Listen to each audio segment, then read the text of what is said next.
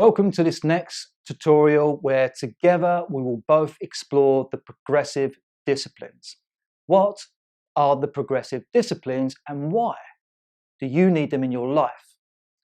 But if we're going to make leaps and bounds towards the most ideal life that we can think of, then we need traits that will get the job done and keep the energy switched on.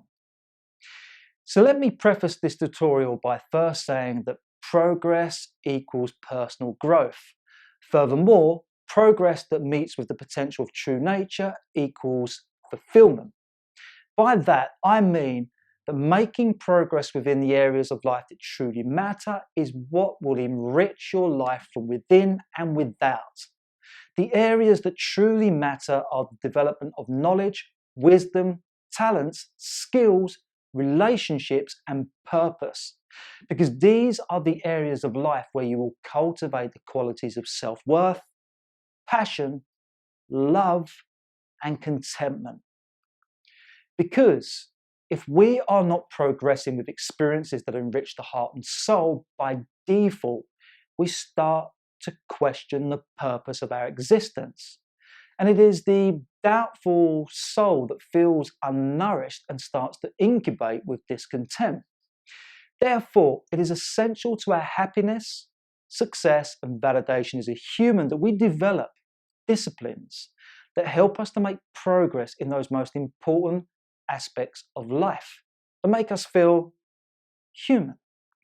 It is the most important aspects of life that make us feel like we are part of something special, something greater, something worthwhile. But those moments, those achievements, those celebrations, those victories that we all want more of, rarely do they just arrive. To have the life that we truly desire, we must make it happen. We must do the work. We must put the hours in. And even just to maintain the things that we want, we must continually unfold, develop, feed, nurture, direct, and evolve those important aspects of our life. We need to always be making progress to feel refreshed, renewed, invigorated, to feel alive. Because progress also equals happiness. When we are making noticeable progress towards the actual life that we truly desire, we do feel good about ourselves. And when we don't make progress, that's when we start to find fault, blame, and excuses for why we aren't making it happen as we would like it to. So what now follows are the profiles of 3 divine disciplines that will assist you making progress, where you can turn any creative process, idea, need, or desire into a constructive pursuit of continual progress. You need progressive disciplines that will make the rubber meet the road. And those 3 disciplines are the creator, the rebel, and the leader. So let's start with the creator archetype and discipline. Who is the creator? The creator is the hands-on sculpturer of tangible forms with the superpower of manifestation, where the motto is, "Thy will be done." The creator is the part of you that loves the process of making the unseen seen. This part of you is eager and excited about making stuff happen. It's the part of you that does the production, the manufacturing process, the putting things together, making the tangible products, the methods, the structures, and the services that help you to actualize the things that you desire. So when are you being creative? The creator has arrived when you are being the author, the producer, the composer, the developer, the engineer, the builder, the constructor, or the instigator. When playing the role of the creator, there is a laser-like focus and dedication to the creative process and getting the result. When being the creator, we are doing the actual work and getting the job done. However, the manifestation process can often be a messy and wayward affair, where Trying out different things to shape the outcome can often lead down a few mistaken pathways. Sometimes the tangible form, the result, is not the same as we'd first imagined it. And this could actually trigger the sabotaging effect of the defeatist mindset that can be disappointed and doubtful over your creative ability and competency. And when doubtful, we are generally in need of assurance and therefore are suggestible to advice. And unfortunately, we can often be the victims of bad advice disguised as good advice, where we can take on the advice of someone that actually turns out to be costly and painful for us. On the flip side of this, the creator can be so pridefully attached to the creative project that this part of self is unable to accept good input from others, even when that input could radically improve the outcome and make the progress towards what we desire more efficient. The creator within us could also take to heart the criticisms of others and then abandon the creation altogether in fear of being ridiculed and rejected. The creator can then become the destructor and then dismantle and destroy the creative process, which has now been seen as something tainted and unworthy. Also, the creator archetype should not be confused with the creative efforts of the sycophant archetype. The creator is you working on original idea and design, whereas the sycophant is you playing it safe by mimicking the successful creativity of others. Rather than step out from the crowd to be different, the sycophant trait will hide within the shadows of other creators, and sadly, this means that you engage with behaviours and projects that are not aligned with your true nature. That said, you are still being the creator when using someone else's method or template and innovating the work with your own creative style and ideas. So what is the beneficial asset of the creator archetype? Well, the creator archetype unleashes the originality, the brilliance, the artistry, the talent, and the genius from within, where you are flowing with inspiration when forming tangible products and services. The creator is a lover of life itself. There is a deep admiration and inspiration drawn from the landscape, society, and the human experience. The creator is always thinking of innovative ways in which to gift the world with more ease, joy, and beauty. The creator is most productive when contributing something of greater impact and lasting value to the human experience. The creator also counterbalances the consumer part of your psyche. That's because what you give is what you get. Therefore, if you create as much as you consume, which means to give equal to what you take, then you live harmoniously with nature.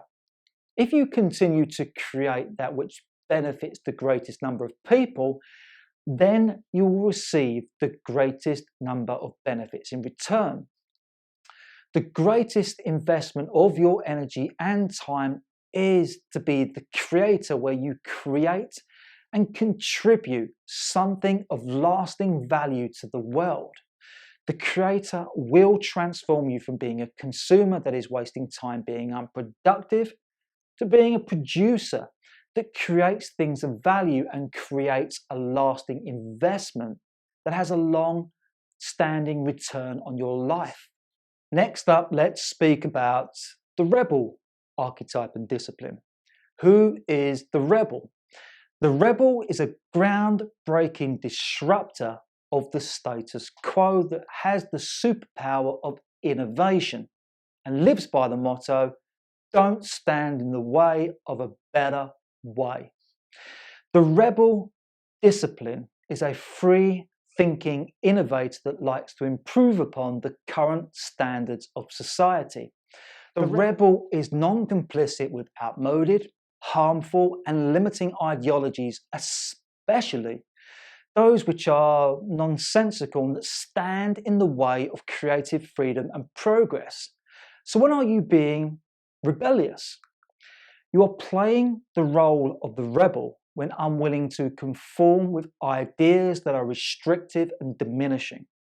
You are the rebel when challenging authorities, institutions, and people to either qualify or disqualify their consensus and to see where improvements are to be made. Because let's face it, if there are things about this world, your environment, your community, your way of life that you think are wrong, immoral, harmful, or that could be better, then rather than be down about it, pissed off about it, or moaning about it, why not become the solution provider, the person that will stand up to make that change, that says enough is enough? Because rather than be part of or point at the things that you believe to be wrong, your time and effort is better spent making that something better. The rebel is, however, prone to the dark side of rebellion and can express dissent with aggressiveness and destructive behavior. The problem is the type of force that we give is the type of force that we get back. Therefore, the rebel can be the antagonist that provokes angered reactions from others, which will only escalate beyond the point of making peaceful resolution. However, the divine rebel is about peaceful transition and not aggressive retaliation. Aggressiveness, especially, is the gateway towards violence, chaos, and anarchy, which has the complete opposite effect of what a divine rebel wants to achieve, which is a peaceful transition towards that which is better for everybody involved. Besides, only by maintaining dignity in dispute is one respected in their views, and one needs to be respected to get their views across. The rebel can also be misled into fighting for a bad cause, even though on the face of it, that cause may seem righteous and progressive. The good cause turned into a bad cause is when serious violation and destruction has been caused to others during the rebellion phase. Sadly, change is not welcomed by those clinging on to the past. Therefore, when seeking to innovate the long-standing ideologies, structures, and systems in this world, those opposed to the rebel are likely to resist and retaliate. It's because they are afraid of that which threatens the control and certainty of their status quo. And the thing is, when coming up against resistance all of the time, the rebel is likely to experience burnout and often fail long before the innovative change ever gets a chance to take root. Therefore, when being the rebel, prudence and precaution is necessary. And the worst thing is to be a rebel without a cause. You see, when we are aimless, unproductive, and defiant, we are the rebel that is on a fast track to be ostracized and vilified in the eyes of others. Neither is it wise to be the rebel that fights for just any cause, just on the merits of it being a noble fight. We must leave the revolutionary changes to those who have the right expertise and influence within that field of innovation. In other words, only fight for the changes in life that you have the competency to make happen. Which leads us on to the beneficial asset of the rebel, discipline, and archetype. The rebel trait stands for prosperity, equality, and peaceful unity. The rebel defends against and improves upon that which is unfair, dysfunctional, deprived, and just plain wrong. The rebel will engage with activities that protect the rights, freedoms, and interests of loved ones, family, the community, and humankind in general. The rebel is a warrior mentality that embraces life with boldness and courage. And if we are to make good progress in life, then we must be undeterred and fearless with action and refuse to submit to that which could derail our progress. Not only does the rebel archetype assist us with implementing changes in the face of external opposition, it is a mindset that helps us to overcome internal resistance, which is those fears, insecurities, and self-doubts. The rebel archetype is able to overcome cowardice thinking to assert courageous change.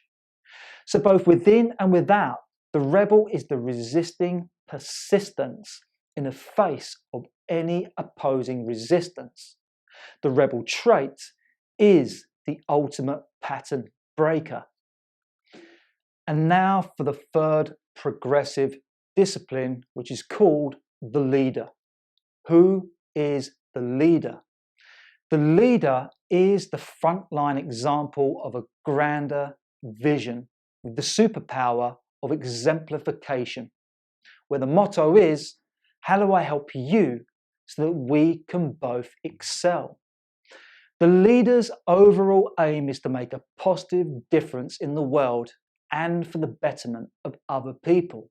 The leader is on a divine mission to cultivate a lasting legacy that keeps gifting the world with goodness. The leader is driven with a passion to influence people to be the best version of themselves and to work collectively towards the fruition of a benevolent vision. So when are you leading? The leader is the visionary of an organization and the director of resources that are needed to implement a bigger picture vision. We are the leader when taking on a position of authority, accountability, and responsibility. And we need to be a leader in business, in relationships, and in purpose. The leader is one that relishes after a challenge and is keen to explore new ideas, projects, and territories with an entrepreneurial eye for identifying problems and designing solutions. The leader can, however, be susceptible to the dizzying heights of an inflated ego, where you can start to think that you are more superior and special than others. Egotism often expresses itself as arrogance and obstinance. The need to lead can also manifest in controlling behaviours where the leader soon becomes the tyrant, overruling those within the perimeter of his or her command. Also, the leader that believes he or she has all of the answers is also a fool that lacks perspective and therefore is more likely to run into unforeseen problems. You see, with different perspectives, one is able to garner a broader viewpoint and understanding and also validate the credibility of one's own personal beliefs. Like the old adage says, two heads are better than one, and often people will adopt the role of leadership without the wisdom, skills, and discipline to do so, which then results in the blind leading the blind. That's because the leader role is not taken.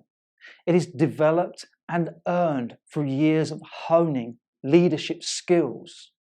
You also need to be able to lead yourself before you can lead others. So what is the beneficial asset of the leader archetype? The leader is skillful at delegating a team of cooperative and creative people to collaborate their individual talents towards the development of a grander vision on the basis of a win-win-win equitable outcome for all concerned. With strong communication skills, the leader will articulate the vision to others and convey its roadmap into relatable projects and strategies. And the progressive journey does require great leadership. The leader is the exemplification, someone that leads by example and practices the disciplines that are preached. With unshakable confidence and unwavering perseverance, the leader will confront obstacles and push through barriers, making tough decisions quickly and effectively, with the willingness to be vulnerable and admit mistakes. And no matter how difficult things appear, the leader will respond with tenacity and integrity and remain committed to the grander vision. In fact, the leader is someone that bounces back from failures with a new approach, even more determined than before. With the creeds of honesty, trustworthiness, reliability, and loyalty, the leader is someone with superb relational skills. There is a genuine care and consideration for the health, welfare, and individual ambitions of the people that he or she leads. With the combination of awareness, empathy, and emotional intelligence, the leader is attentive towards what others think and value. As the beacon of positive influence, the leader will share knowledge and skill sets to empower, inspire, guide, encourage, and support others to excel. The leader knows that the self-development and happiness of others is instrumental to the success and sustainability of any organized effort. Strong traits do, however, require balance. The leader balances hubris with humility, remaining confident and self-assured with the counterpoise of being modest and humble. There is the sensitiveness to think things through, coupled with the toughness to follow things through. And we all, to some capacity, need to develop the leader role.